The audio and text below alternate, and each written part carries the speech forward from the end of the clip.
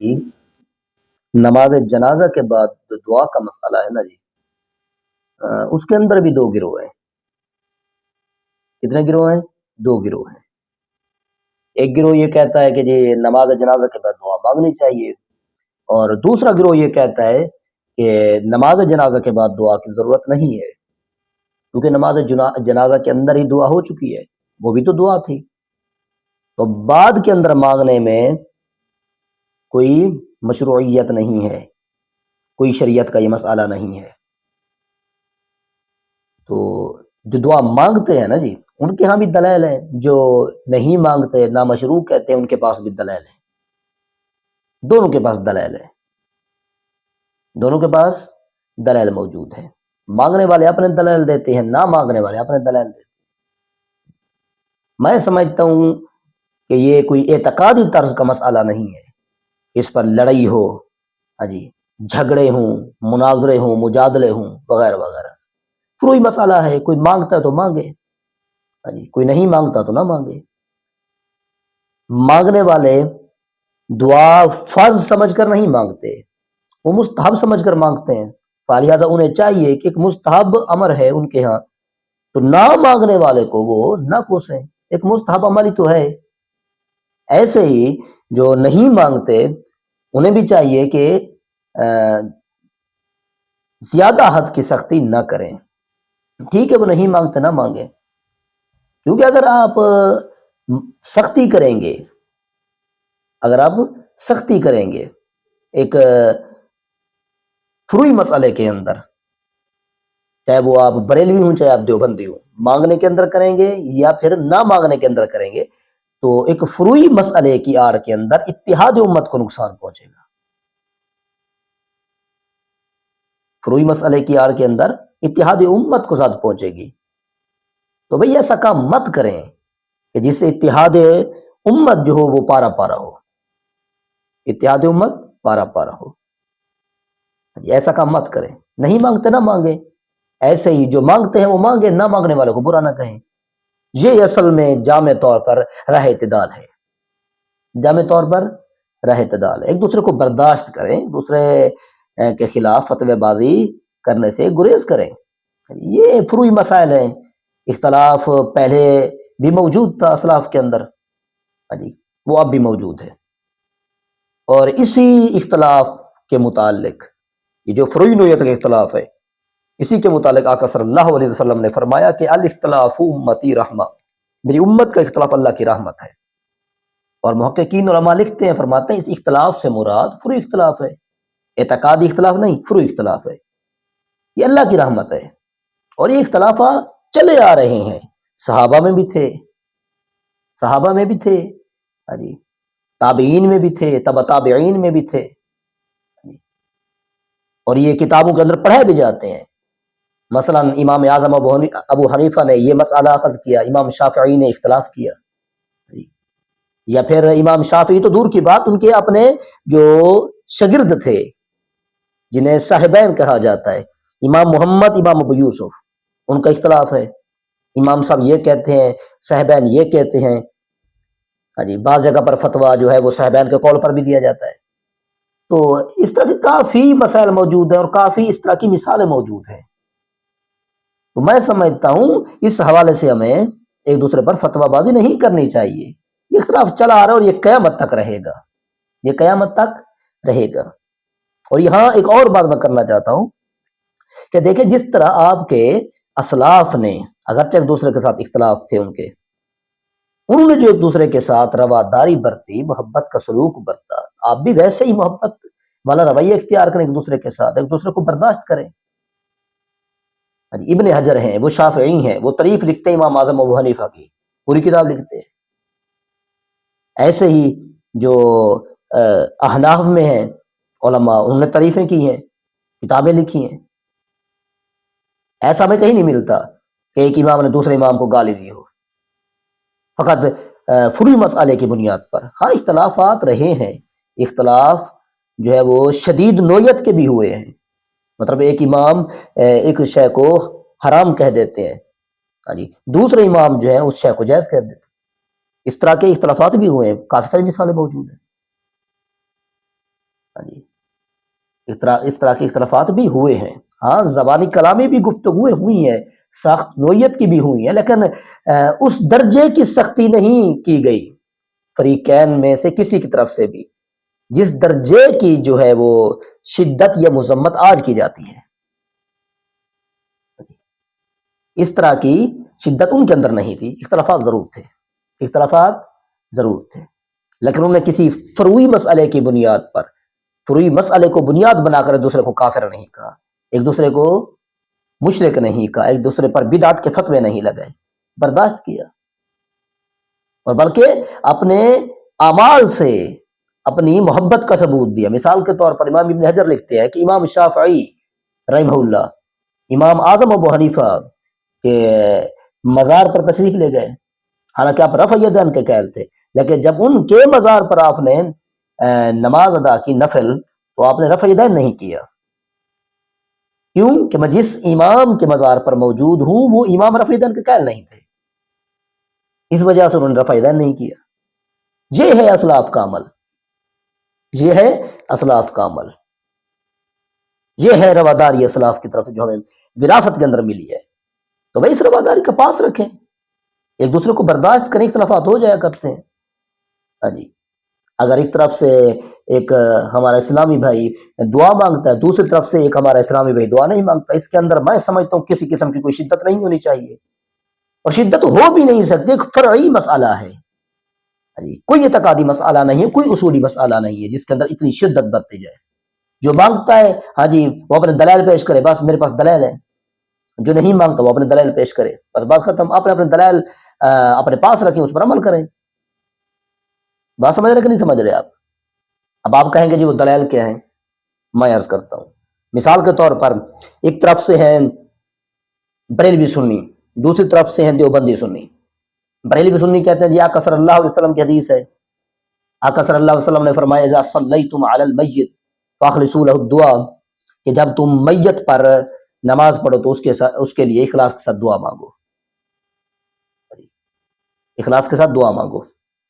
تو ان کے نزدیک یہاں جو فا ہے، فا مات تاکیب ہے، اور وہ پہلے جملے کو شرط کہتے ہیں، دوسرے جملے کو جزا کہتے ہیں۔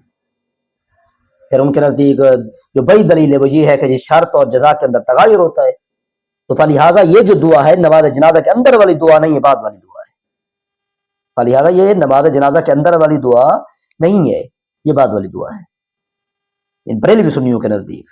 ایسے ہی مطلب وہ کہتے ہیں صلیتم ماضی ہے اور فخلصوا جو ہے وہ امر ہے، جس سے معلوم ہوا کہ دعا کا حکم نماز پڑھنے کے بعد ہے۔ یہ بریلوی سنیوں کے دلائل ہیں، وہ کہتے ہیں اسی حدیث سے ثابت ہو گیا کہ دعا مانگنی چاہیے، یہ ان کی اپنی دلیل ہے۔ اور یہ نحوی صرفی جو گفتگو ہیں، اصولی گفتگو ہیں، ہاں جی، ان سے انہوں نے ثابت کیا ہے کہ نماز جنازہ کے بعد دعا مانگنی چاہیے۔ ایسے ہی وہ دوسری دلیل ان کے ہاں موجود ہے حضرت جعفر بن ابی طالب کے حوالے سے، کہ جب ان کی شہادت کی خبر دی تو آقا صلی اللہ علیہ وسلم نے پھر فصلی علیہ، رسول اللہ صلی اللہ علیہ وسلم، آقا صلی اللہ علیہ وسلم پر نماز پڑھی، ودعا لہ، اور ان کے لیے دعا کی، وقال استغفروا لہ، اور فرمایا کہ تم بھی ان کے لیے دعائے مغفرت کرو۔ بریلوی سنی یہ کہتے ہیں کہ دیکھیں یہاں سے ثابت ہو گیا کہ آقا نے پہلے نماز پڑھی، اس کے بعد پھر دعا مانگی، مطلب نماز جنازہ کے بعد کی دعا تھی، یا نماز جنازہ کے بعد کی دعا مراد ہے، اندر والی دعا مراد نہیں ہے، اندر والی دعا مراد نہیں۔ ایسے ہی منتخب کنز العمال کے حوالے سے وہ ایک تیسری روایت لاتے ہیں،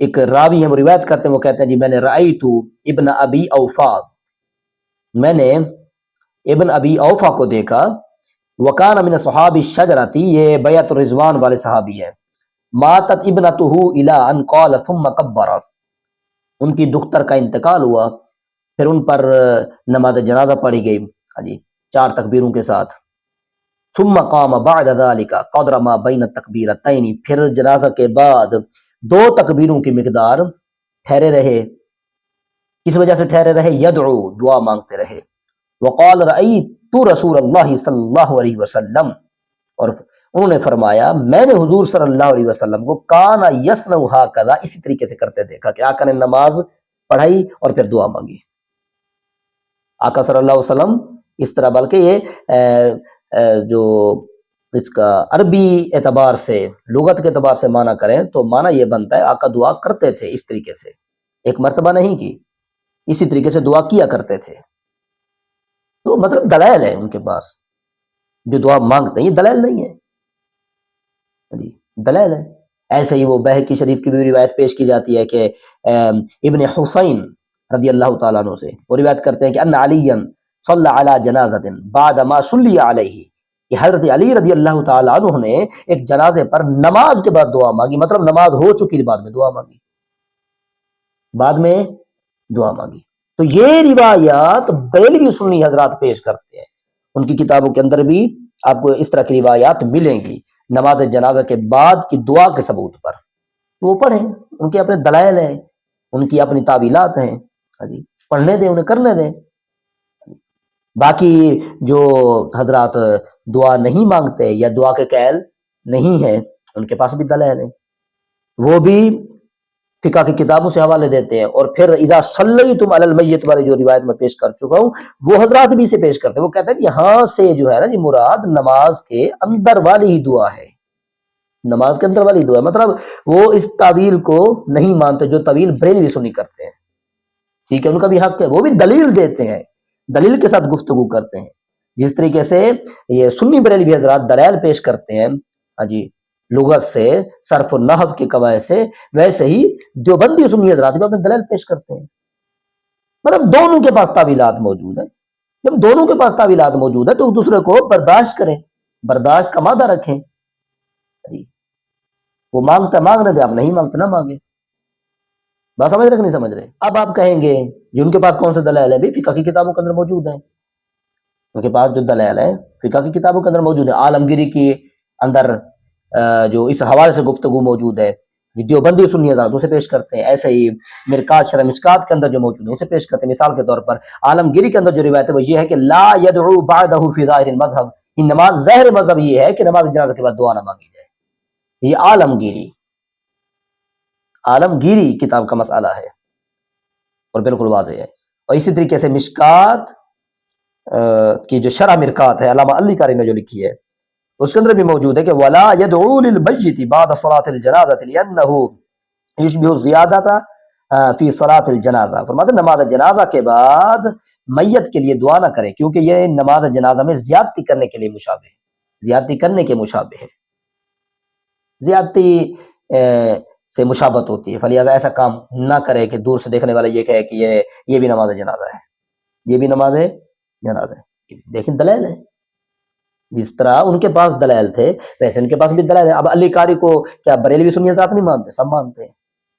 کیا فتاوی عالمگیری کو بریلوی سنی حضرات نہیں مانتے؟ مانتے ہیں، سب مانتے ہیں. اب یہ وہ کتابیں ہیں، عالمگیری، مرکات ہو گئی، اس طریقے سے جامع الرموز ہو گئی، ابن حامد، یہ جتنے بے فتاوی جات اور کتابیں ہیں نا جی، دونوں حضرات مانتے ہیں، دونوں حضرات مانتے ہیں. اور ان کتابوں کے اندر دونوں طرح کی روایات موجود ہیں. نماز جنازہ کے بعد دعا والی روایات بھی موجود ہیں اور دعا نہ کرنے والی روایات بھی موجود ہیں. دونوں طرح کی روایات موجود ہیں. تو جب دونوں طرح کی روایات موجود ہیں اور یہ سب جانتے ہیں، بریلوی سنی بھی جانتے ہیں، دیوبندی سنی بھی جانتے ہیں، روایات دونوں طرز کی ملتی ہیں، لیکن یہ ضد پر اڑے ہوئے ہیں، ضد پر اڑے ہوئے ہیں. وہ میں پہلے عرض کر چکا ہوں. جی ہاں، جو بریلوی نے کام کرنا ہے وہ دیوبندی نے نہیں کرنا، جو دیوبندی نے کرنا ہے وہ بریلوی نے نہیں کرنا، اگرچہ حدیث کے مطابق ہی کیوں نہ ہو. کیونکہ یہ بریلوی جو کر رہا ہے یا پھر یہ دیوبندی جو کر رہا ہے. تو مختصر یہ میرے دوست حوالہ جات دونوں طرف سے ملتے ہیں، تعویلات دونوں طرف سے ملتی ہیں. تو دونوں کے پاس حوالہ جات موجود ہیں، دونوں کے پاس تعویلات موجود ہیں، اور مسئلہ بھی فروعی مسئلہ ہے، مسئلہ بھی فروعی مسئلہ ہے. تعویلات بھی موجود ہیں، دلائل بھی موجود ہیں، اور مسئلہ بھی فروعی ہے. جب تعویلات موجود ہیں، دلائل موجود ہیں، مسئلہ فروعی ہے، پھر اتنی شدت کیوں؟ ایک دوسرے پر فتوی بازیاں کیوں، مناظرے کیوں؟ تو یہی مسئلے آپ کو ملے ہیں مناظرے کرنے کے لیے، باقی مسائل ختم ہو چکے ہیں. آپ کے اسلاف مناظرہ کرتے تھے یہودیوں اور عیسائیوں سے، ہندوؤں سے، مشرکین سے مناظرے کرتے تھے. آپ ہو کے فروئی مسائل لے کر ایک دوسرے پر ٹوٹ پڑے ہو، ایک دوسرے کے ساتھ مناظرے کرتے ہو، ایک دوسرے کے ساتھ مجادلے کرتے ہو. شرم کرو.